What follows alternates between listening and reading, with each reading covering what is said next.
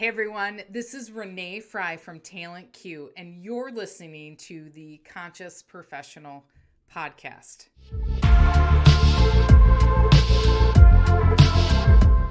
Today I'm covering one of my absolute ultimate favorite topics.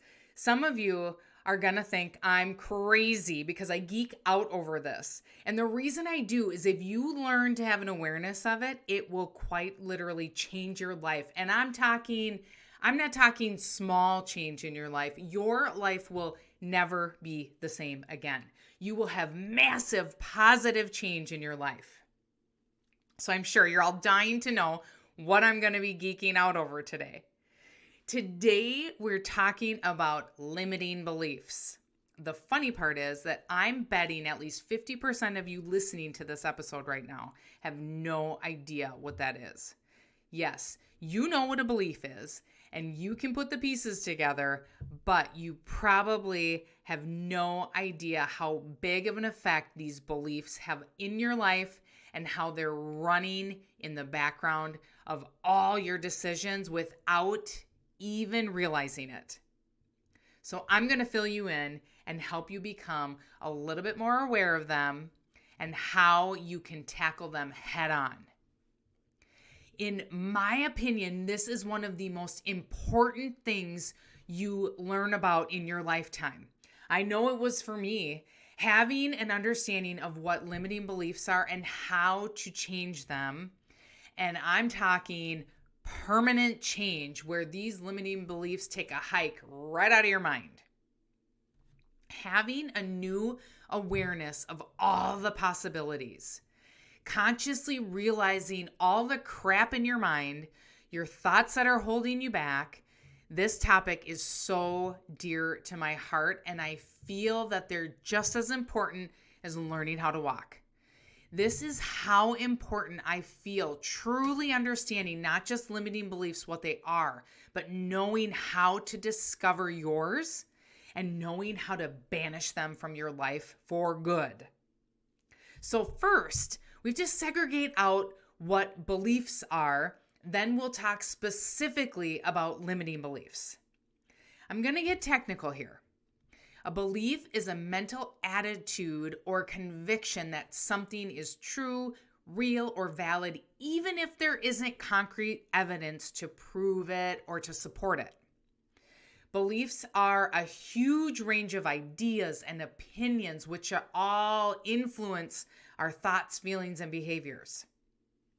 Beliefs are formed in so many ways through personal experiences, cultural influences, how you were raised, education, you name it. It's all these diverse and unique flavors that come together to create that final dish.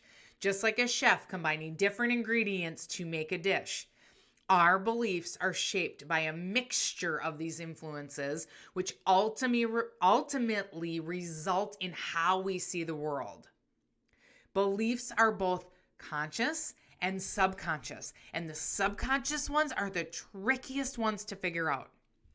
All of our beliefs play a huge role in shaping our perception of how we see and experience things. They guide us in decision making, help us figure things out, and determine how we're going to go about doing something. Beliefs can be individual, ones that I only have, ones that you only have.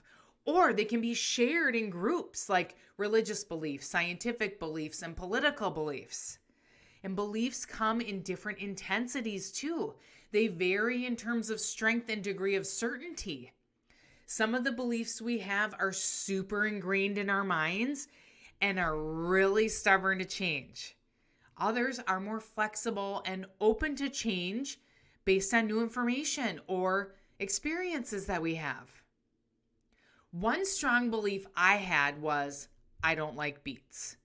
I didn't like them. I tried them once and thought they tasted like dirt, so I avoided beets. And I thought they were so gross. I thought they were like eating the earth. Then a couple years ago, my husband Dustin and I wanted to get back on the healthy train. So together we did a food reset for 3 weeks. And what the reset entailed was 0 eating out, 0 alcohol, tons of veggies and fruits. And the first week, we had small amounts of protein. They were essentially weaning us off of animal protein. And weeks 2 and 3, we were eating entirely vegan. When I brought up the reset to my husband, he was all in. But when I later realized after we bought all the groceries that in weeks 2 and 3, we would be eating vegan, I totally thought he wasn't going to do it with me anymore because he loves his meat. But I had to break the news to him. And I got to tell you, I was kind of nervous. And when I told him, I said, hey, honey, by the way, during weeks 2 and 3, we're going to be eating vegan. He was like, okay, I'm fine with that. I was actually shocked. I never thought he would go for it. Thank God that he was willing. So we're trucking along through our reset, and we get to week 2, and there was a recipe for roasted beets. Dustin says to me, we're eating beets for dinner. I said, that's fine. I'll choke them down. I'm going to plug my nose. I'll do whatever I need to do because I was 100% committed to finishing this 3-week reset with him exactly how it was planned. So we sat down to dinner. My plate had half roasted beets and half coconut collard greens, and those are so good. Anyway, I started eating the beets, and I was shocked. I was like, holy crap, they're so good. I loved them. They were insanely good. Now I eat beets all the time. They're always on my grocery list. So just taking one small step to reversing this belief unlocked a whole new world of food for me now that I love. And if this is just an example of food, think about what could happen if you did this with a huge limiting belief. Now, let's move to limiting beliefs. These are the beliefs that hold us back. They hold us back from pursuing new opportunities. They hold us back from speaking up at work. Hold us back from saying what we feel. Hold us back from volunteering for a new project at work. Keep us stuck in a shitty job. Keep us stuck working for a boss who undermines you. Keep us stuck working for a micromanager. Keeps us in unloving relationships. Relationships that make us feel like less than worthy, that dull our light, holds us back from meeting new people, holds us back from making more money, keeps us in debt, keeps us overspending, keeps us fat, keeps us from getting into shape. All this holds us back from being who we are meant to be, our most extraordinary selves. Limiting beliefs kill our desires, they kill our dreams, and they kill what we want. They prevent us from living our full potential and kill who we are inside. Limiting beliefs are usually old tape, reruns from the past experiences, what our parents taught us, what we heard at school, what we heard growing up, which also includes all that negative self-talk and fear running around in your mind. And as babies and toddlers, everything we were experiencing came through our 5 senses. Whether it was something we saw, something we touched, whatever it was, all of it was being recorded in our brains. Every single experience we had. All that data was sent into the brain. Your brain recorded it and stored it. What it also did was stored the meaning we gave the experiences that we had. So as a baby, the experiences we had in the world where our beliefs were formed. The meaning we gave the experience we had becomes our beliefs. And we continue to do this because our subconscious mind is taking in everything as truth up until around the age of 7. When we are children, up until the age of 7, our brains are accepting everything as truth, and it's doing that as a survival mechanism to keep us alive. So all the thoughts and ideas that were passed down from our parents, our caregivers, our teachers, the world around us, our subconscious minds were completely open, taking in everything as truth. These beliefs and thoughts were passed down to us. We didn't have any choice in the matter. They were implemented in there, implanted in there. We then just kept running that program over and over again. These beliefs that were programmed into our minds are so deeply ingrained and lead to self-sabotage or sense of helplessness. They can create a mental barrier like a cement wall that prevents us from stepping outside of our comfort zones, stops us from taking risks, stops us from living our full potential. And I'll share the two most common limiting beliefs that people have are I'm not worthy or I'm not lovable.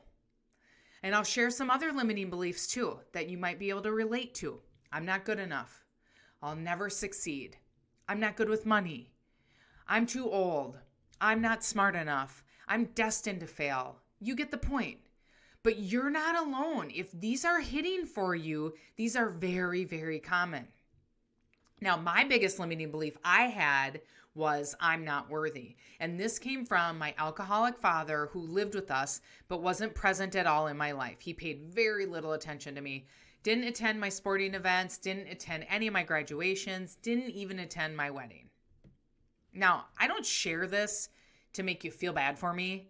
I share this with you because I begged for his attention day in and day out. I got straight A's in hopes that he would pay attention to me. He didn't. Even if you have married parents who are still together in a loving relationship, today you have limiting beliefs in your head because no one comes out of adolescence without them. The reason you aren't getting the results you want in your life is because you're focusing on the wrong things.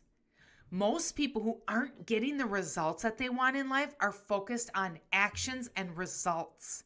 And the problem is you aren't identifying your core beliefs.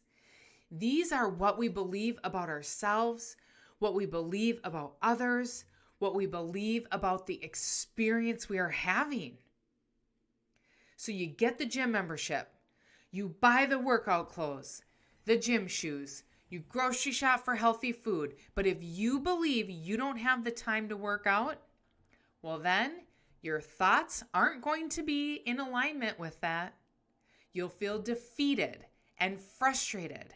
Then you stop going to the gym and your results are, see, I didn't have time. I don't have time for that. Your thought is reaffirming your belief. What happens is our brain is able to block out all the information that's contrary to your belief, and your brain will continually confirm it.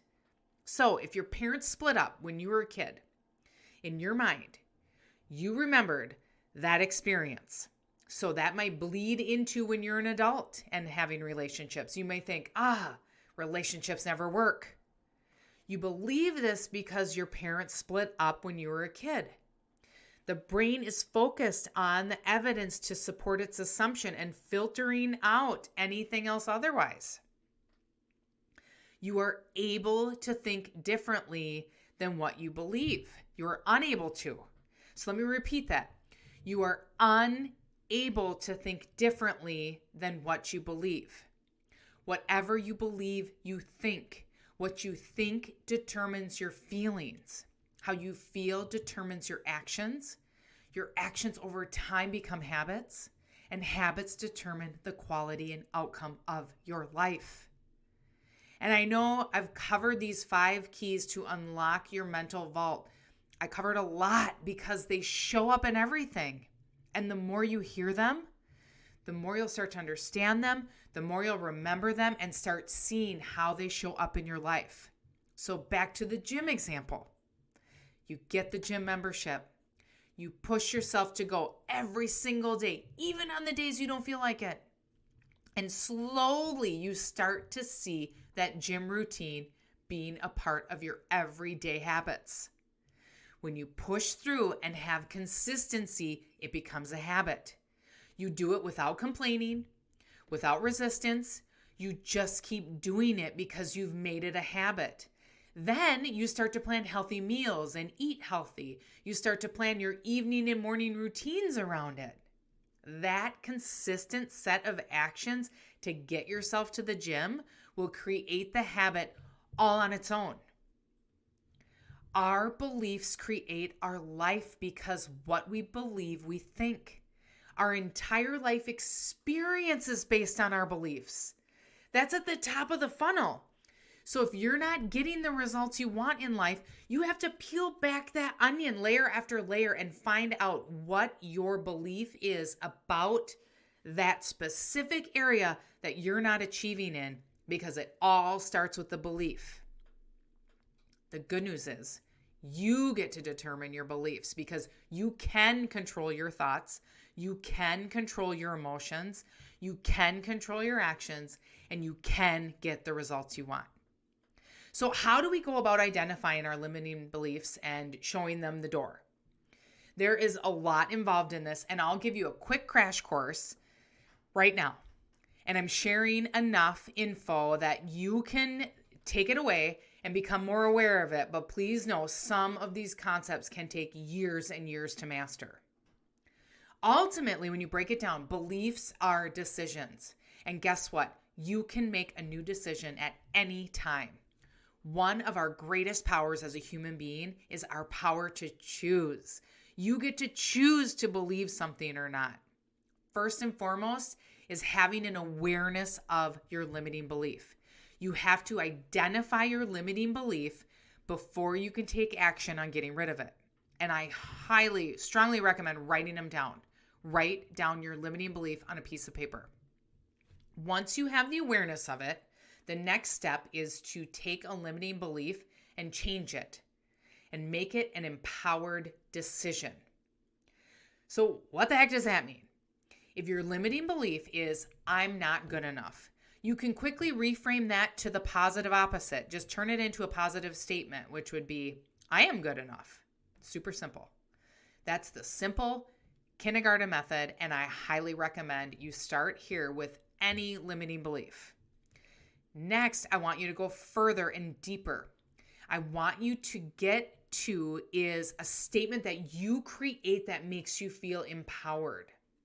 So for me, if my limiting belief is I'm not good enough, I would feel an empowered statement like, I am worthy because I'm alive and here for a purpose. I would write that down too.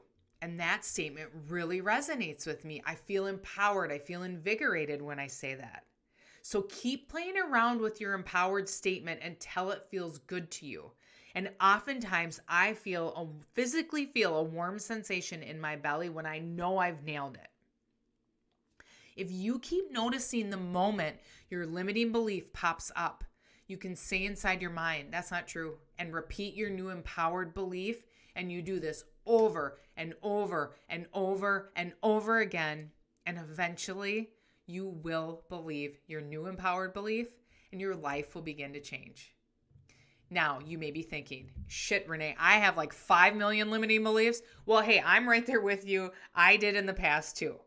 So just start with 3 that bug you or that come up the most. Just start with 3. Don't get overwhelmed.